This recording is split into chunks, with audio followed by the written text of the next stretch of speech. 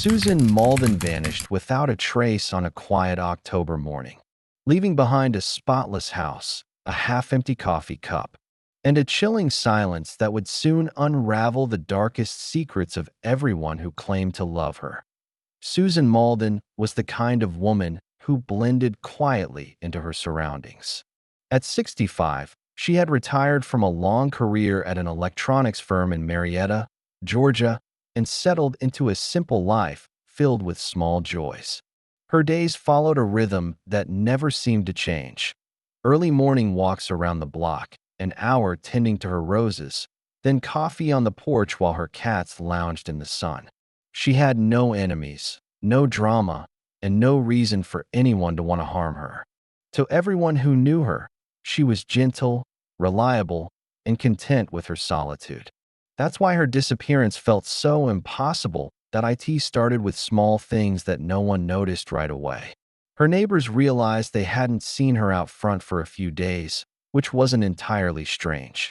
Maybe she was visiting family, or perhaps under the weather. But then, the mail began to pile up. Newspapers littered the porch steps. Her trash cans remained untouched. On the fifth day, her next-door neighbor, Martha, decided to check in. When she knocked, there was no answer. She called Susan's name, waited, then finally peered through a window. The house looked perfectly normal. Lights off, curtains drawn, dishes still drying by the sink. But Susan was nowhere in sight. Concern turned to unease when Martha contacted the police for a welfare check. Two officers arrived that afternoon and entered through the unlocked back door. Inside, the home was eerily calm. The living room smelled faintly of lavender cleaner. The TV was left on a low-volume news channel, and a cup of half-finished tea sat cold on the kitchen counter. Nothing appeared ransacked, nothing broken, yet something felt deeply wrong. Susan's purse was gone, as were her keys and phone, but her gardening gloves still rested by the door, as if she'd intended to step outside only for a moment. Detectives began searching for signs of where she might have gone. Her car was still parked in the driveway, untouched for nearly a week. There were no recent withdrawals from her bank account, and her phone went straight to voicemail. At first, they considered that maybe she had chosen to leave, perhaps overwhelmed, seeking a change. But everyone who knew Susan rejected that idea instantly. She wasn't impulsive, didn't travel, and rarely left her cats for even a night.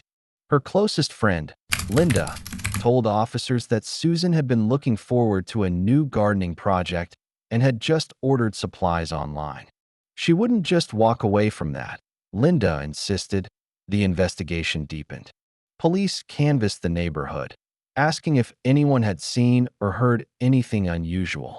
A few neighbors reported seeing a white pickup truck parked near Susan's house in the days before she vanished. Others mentioned hearing a loud thud late one evening, but dismissed it as something falling in the backyard. Nothing concrete, but the small details began to form a troubling pattern. Investigators began to suspect that Susan hadn't left by choice. Inside the house, forensic technicians examined every surface. They noticed faint drag marks on the carpet leading from the hallway toward the living room, but it was hard to say how old they were. There were no clear fingerprints other than Susan's, and no forced entry. It looked like whoever had entered the home had been let in willingly. Days turned to weeks.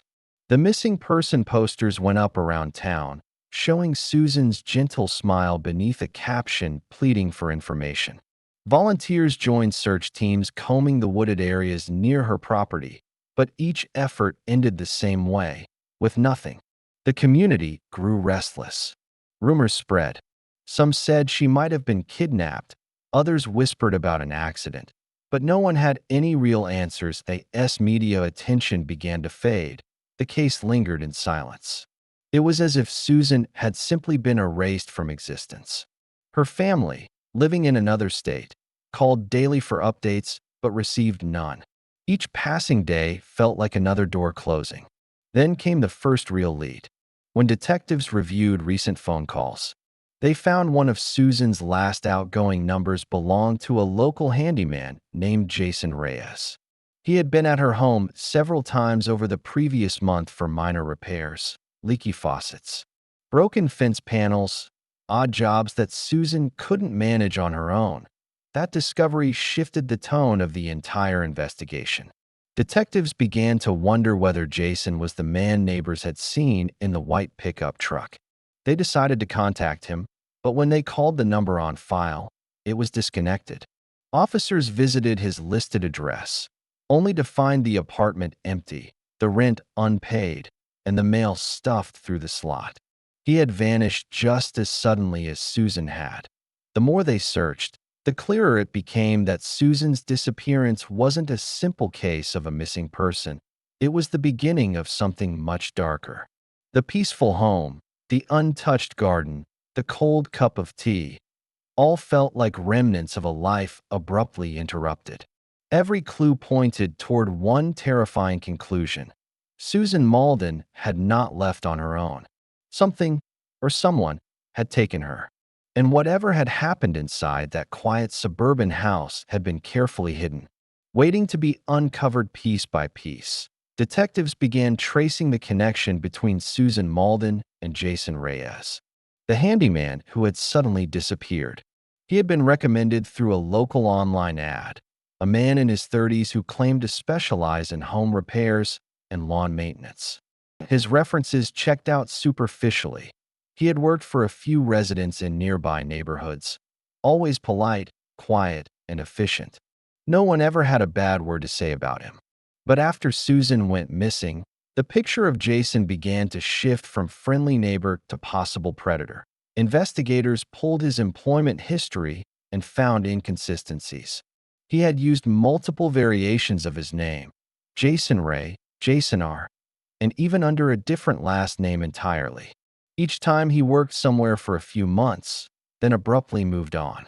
Police soon discovered that he had a prior record for fraud and theft, including an arrest years earlier for using an elderly woman's credit card without permission. The pattern was unmistakable. He targeted older, isolated women who lived alone. When detectives searched Jason's abandoned apartment, they found traces of his hurried exit. A mattress left behind, drawers yanked open, the refrigerator unplugged. But in the corner of a small closet, they found a pair of work boots, their soles caked with reddish-brown mud, the same kind of soil common in Susan's backyard garden. Forensic technicians carefully bagged them for testing. Then came another discovery, a small jewelry box containing several gold rings and necklaces. Among them, one piece stood out, a delicate silver pendant that Susan's friend Linda immediately recognized as belonging to her. The evidence was enough to label Jason Reyes as the primary suspect in Susan's disappearance. A warrant was issued for his arrest, and his face appeared across news broadcasts. But by that point, he had already slipped out of the state. Police checked every lead, from motels to bus stations, and traced several cash withdrawals made using Susan's debit card in towns stretching from Georgia to northern Florida. Jason's movements were erratic, as if he was running but unsure where to hide. Each withdrawal was small, $50 or $60, enough to sustain him without drawing too much attention. While investigators followed the trail, they returned to Susan's home for a deeper search. This time, forensic teams examined the carpet where the faint stains had been found earlier. Under ultraviolet light, a larger area of discoloration appeared, blood that someone had tried to clean. DNA results later confirmed that it belonged to Susan. The findings shattered the remaining hope that she might still be alive. The question now was not where she had gone, but what Jason had done to her. A neighbor came forward with another piece of information. She recalled seeing Jason's white pickup truck parked outside Susan's house late one evening, 2 days before anyone noticed her missing. She thought nothing of it at the time, assuming he was finishing repairs. But she remembered hearing a loud noise, like something heavy being dropped, followed by silence. Investigators theorized that Susan might have been attacked in her home during that visit. Jason's disappearance became a statewide search. Detectives uncovered that he had used fake identification to rent a storage unit just outside Marietta. Inside, police found cleaning supplies, a tarp, and several of Susan's personal items: her gardening gloves, a framed photo, and a pair of eyeglasses. There was no sign of her body, but the items painted a grim picture. Jason had not only stolen from her, he had taken deliberate steps to erase evidence. The media swarmed the story, calling it the vanishing of Susan Mauldin. For weeks, her face filled every local broadcast, and tips poured in from across the region.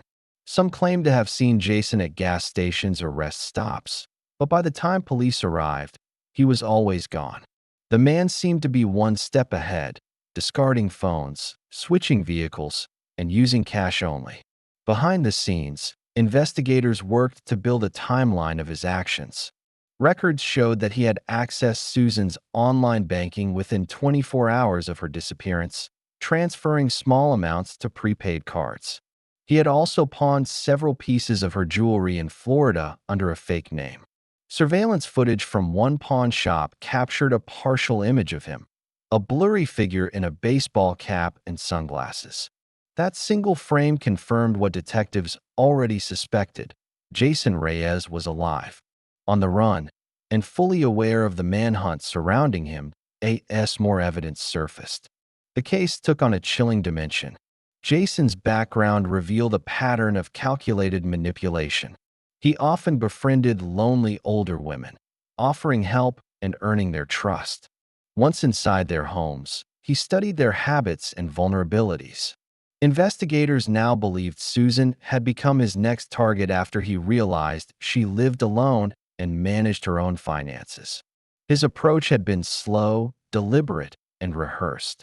Months after Susan's disappearance, the investigation seemed to hit a dead end. Jason had vanished without a trace, and Susan's remains were still missing. The community grew weary, the posters faded, and the garden at her home became overgrown, untouched since that October.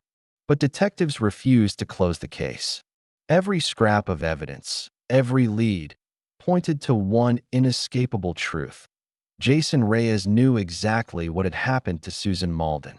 Somewhere along his path of deceit and escape, he had left behind the one clue that could reveal the truth.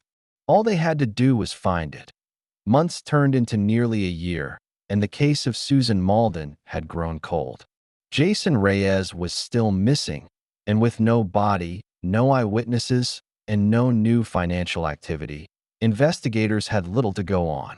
But one detective, Sarah Mitchell, refused to let it fade into the background. She believed Jason had made a mistake somewhere, a digital breadcrumb that could lead straight to him. The team began reviewing every record again: Susan's bank accounts, credit cards, and even her online shopping history. That's when they found something they had missed before. 2 weeks after Susan's disappearance, there were several small ATM withdrawals from her account in towns hundreds of miles away. The transactions were for odd amounts: $43, $57, $68, all within gas station ATMs scattered along Interstate 75 heading south. It was subtle, but it was movement.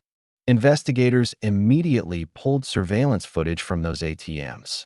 Most recordings were too grainy to identify a face, but one camera outside a rest stop in Gainesville, Florida, caught a man wearing a dark baseball cap, hoodie, and gloves, his posture tense as he shielded the keypad. The man's build matched Jason Reyes. Armed with this new lead, detectives mapped every transaction and realized they formed a straight line south, ending near Jacksonville. That's where the trail stopped.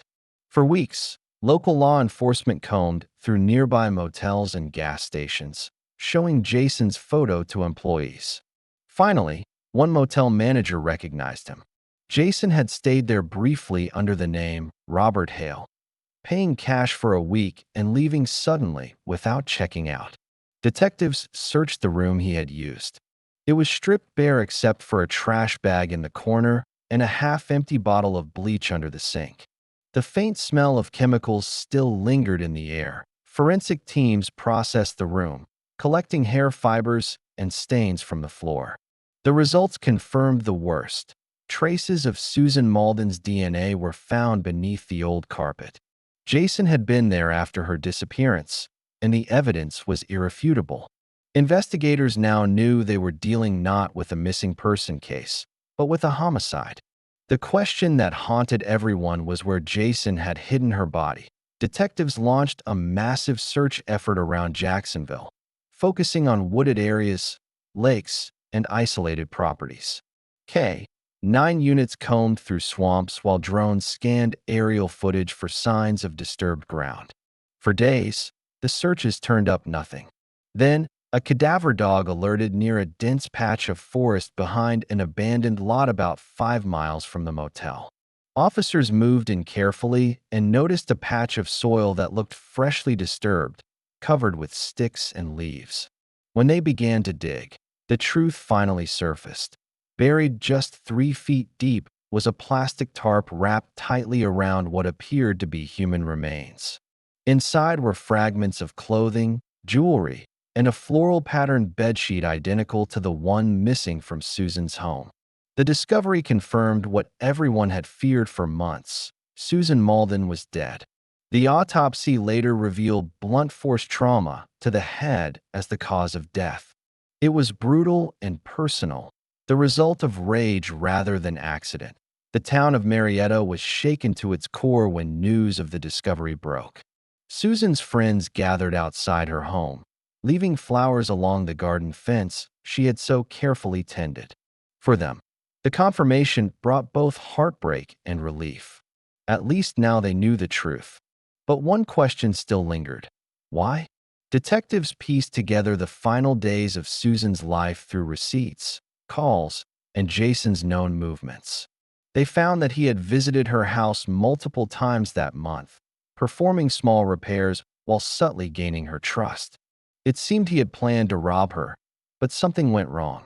Evidence suggested Susan may have confronted him after noticing missing jewelry or withdrawals from her bank account. The confrontation escalated, leading to her death inside the house. Jason had then spent hours cleaning, using bleach and rearranging furniture to hide any signs of struggle before transporting her body in his truck. Even though her remains were finally found, Jason's whereabouts were still unknown. His use of fake IDs and cash transactions made tracking him almost impossible. Detectives issued a nationwide alert, working with federal agencies to widen the search. His face appeared on America's Most Wanted, and the FBI offered a reward for information leading to his capture.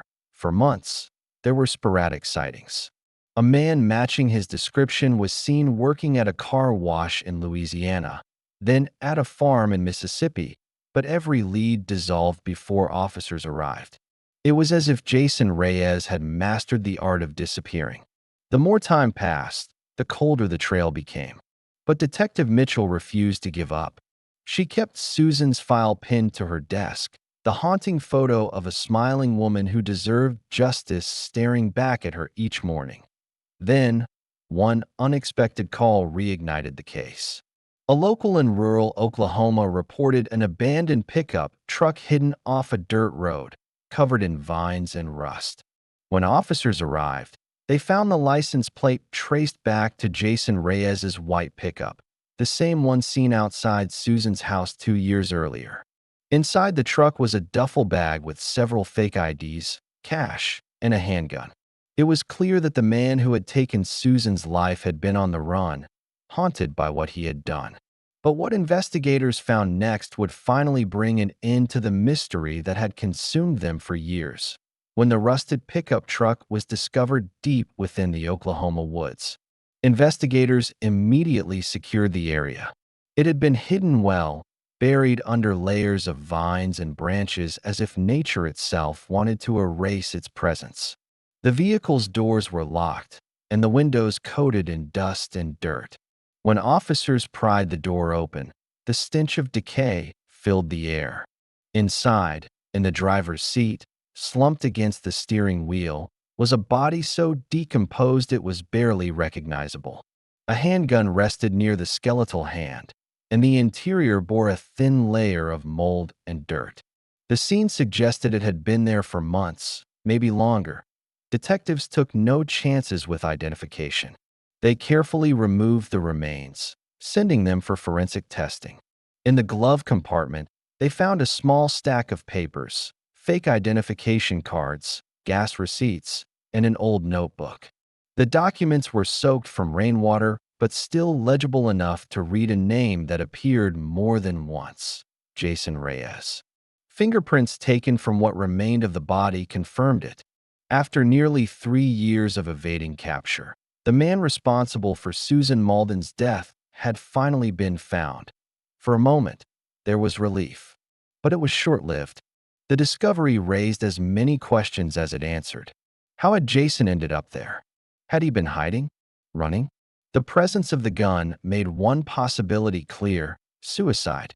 The position of the weapon and the bullet damage to the skull left little doubt. It seemed Jason had ended his life in the very vehicle that had once carried his victim. Investigators suspected that guilt or fear had finally caught up to him. The most important find, however, was the notebook.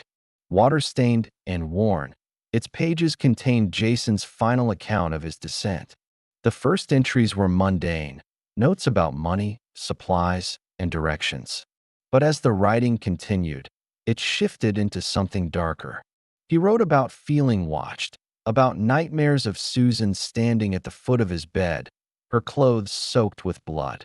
He described her voice echoing in his head, whispering his name.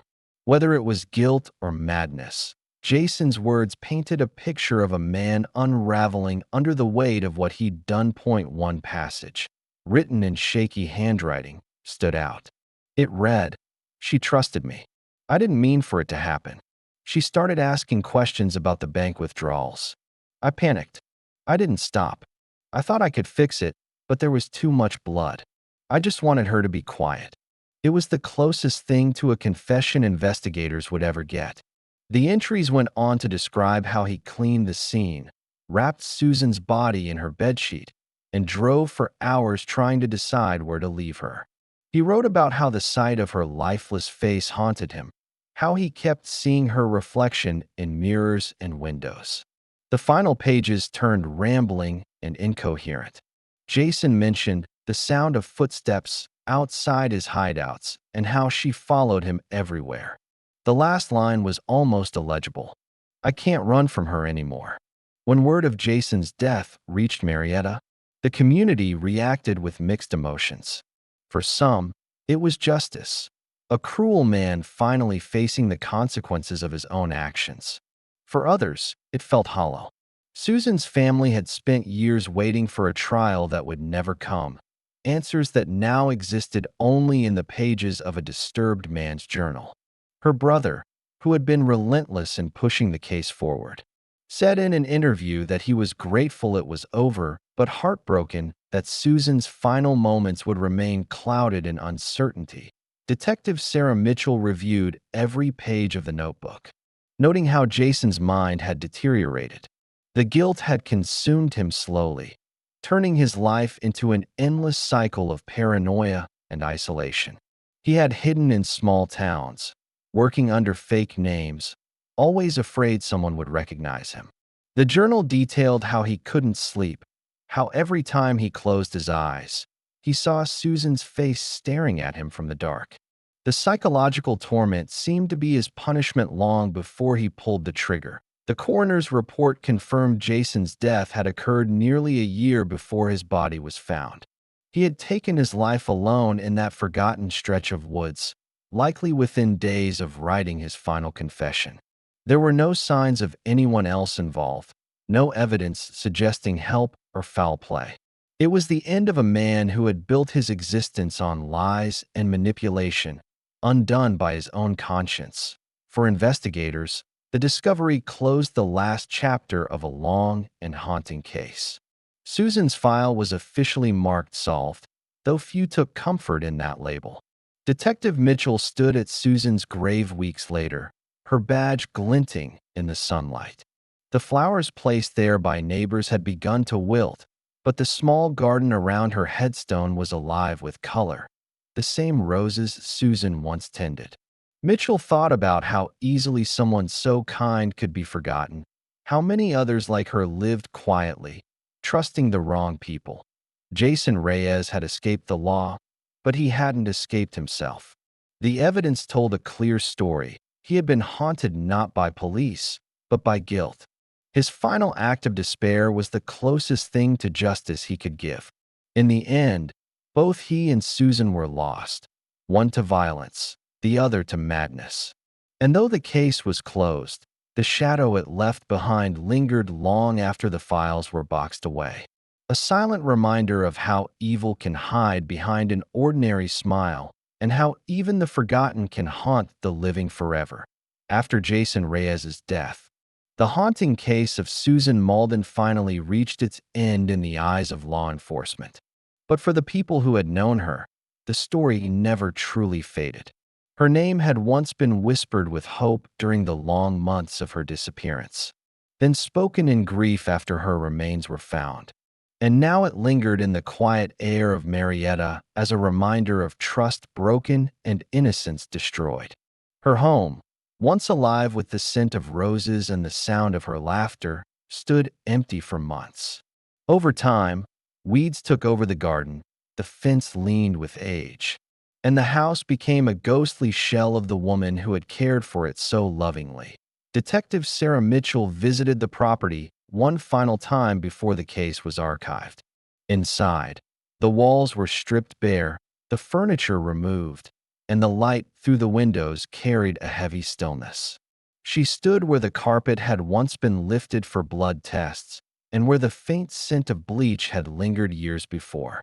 Everything about the space felt wrong, like time had stopped the moment Susan's life ended. But in that silence, Mitchell found herself reflecting not only on the crime, but on what it revealed about people like Jason. Men who could hide their darkness behind politeness, who knew exactly how to appear trustworthy until the mask slipped. The community, too, carried the weight of what had happened. For years, Marietta had prided itself on being safe and close-knit, the kind of town where neighbors helped one another and doors were left unlocked. Susan's death shattered that illusion. People who once greeted strangers with warmth now looked over their shoulders, and every unfamiliar car that passed through drew suspicion. Fear had crept in quietly, rooting itself in the hearts of those who had once believed nothing truly bad could happen here. That a small memorial was held when Susan's ashes were finally laid to rest. Only a few people attended: her brother, some neighbors, and the detective who had refused to give up on her. They gathered near her old garden, where a stone plaque was placed beneath a new rosebush that bloomed deep red. The inscription was simple: in loving memory of Susan Mauldin, gone but not forgotten. As the ceremony ended, her brother spoke softly about her kindness, her love for simple things, and how easily her trust had been taken advantage of. No one responded, but the silence spoke volumes. Months later, local reporters revisited the story for a follow-up special, calling it Lost and Forgotten: The Haunting Case of Susan Mauldin. The documentary detailed the full timeline: her peaceful life, her sudden disappearance, the discovery of Jason's journal, and the tragic ending. It aired across Georgia, and viewers across the country were drawn to it not just because of the mystery, but because it reflected a fear many shared: the danger of not really knowing the people we let into our lives. Letters poured into the police department afterward, many from strangers expressing sorrow and outrage. Some shared stories of their own loved ones who had trusted the wrong person and paid a terrible price. Detective Mitchell watched the program alone in her office late one evening. She had seen hundreds of cases in her career, but this one stayed with her because it had felt so ordinary in the beginning. There had been no clear signs, no history of conflict, no warning that something monstrous was about to unfold. She often thought about the small choices that had sealed Susan's fate: a friendly conversation, a phone call to a handyman, a gesture of kindness that opened the door to the wrong person. Those moments haunted her more than the crime scene photos ever could. For Susan's family, closure came slowly. Her brother kept a box of her belongings, letters, photographs, and one of her gardening hats, tucked away in his home. Sometimes he would take it out and look through it, imagining the life she should have had. He said in an interview later that what hurt most wasn't just losing her, but realizing how easily she had been erased from the world.